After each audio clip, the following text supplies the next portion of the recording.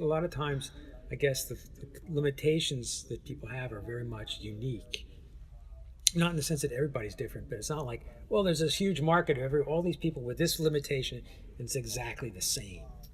That's true. There's definitely a need for sort of like tailoring to certain people's That's disabilities. it. One of the understandings that I have of universal design is that it is not trying to be an all-encompassing approach, but rather it's a way of understanding variability, right?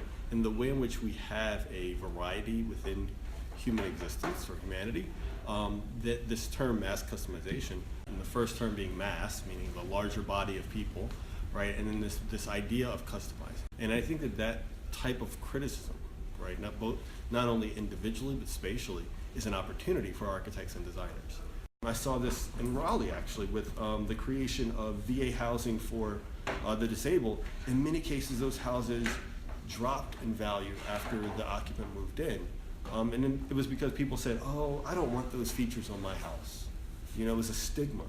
The goal of which for all of these was to, you know, find a way to not only make elements of universal design acceptable to the marketplace, but in a way to make the marketplace accepting of what we might find in a home that's prepared for a person who might have more physical needs than others, right? And see the sort of advantage of those things.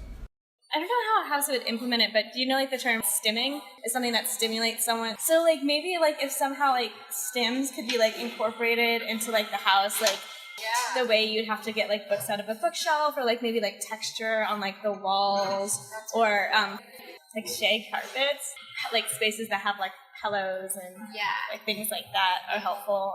I think part of it has to do with the way you need to move your body when you do certain types of work. I have a hard time thing of ADD things, like sitting still, and like I'll move around a lot. And so at a desk, not as much mobility I can do. I didn't think about like my pain while I was like arranging the furniture necessarily.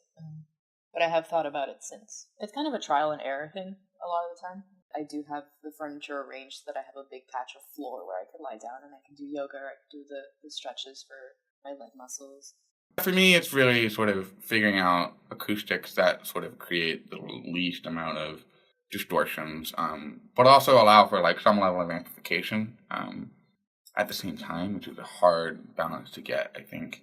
In regards to like, for instance, cafe seating, I feel like they probably don't want me sitting there for hours typing and not ordering. You know what I mean? So like they're probably purposefully uncomfortable. There is like a subtle, I think, very persistent distortion in terms of interacting with people based on their environment, based on where exactly I am.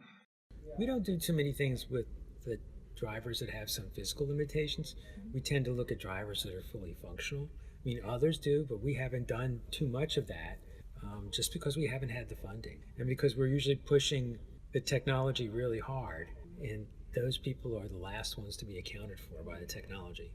And so mass customization also allows a certain affordance, not just a physical affordance, but the economic capability to deal with the condition, to deal with the difficulty, to deal with the ways in which the inhibition made by the disability affects the greater outcome of a person's life.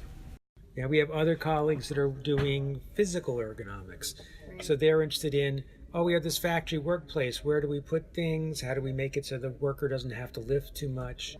What are the tasks that have to be? And there's some ugly jobs out there that we see from time to time. Obviously, here ergonomics, you think chairs, but it's all these things about how people think, what they can do, what they can move, what they can reach, what can they hear and see.